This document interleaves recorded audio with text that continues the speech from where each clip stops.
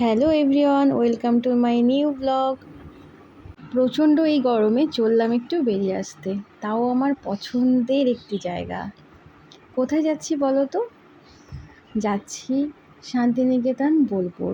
সব থেকে মজার বিষয় হচ্ছে এই শান্তিনিকেতন বোলপুরে আমার হাজব্যান্ড পড়াশোনার জন্য 4টি বছর কাটিয়েছে। তো প্রচণ্ড এই গরমে হালকা বৃষ্টি হচ্ছিল সকাল থেকেই, তাই ওয়েদারটা খুবই সুন্দর ছিল।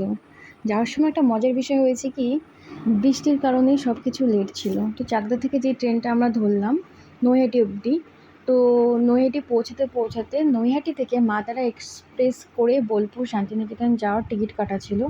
তো আমরা যখনই নৈহাটি পৌঁছালাম তখনই ট্রেনটা বেরিয়ে গেল।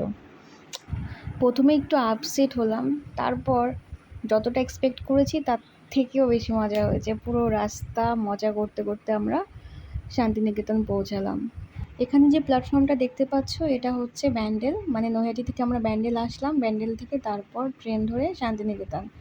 তো এই ব্যান্ডেল প্ল্যাটফর্মে অনেকক্ষণ বসেছিলাম, প্রায় 2 ঘন্টা মতন।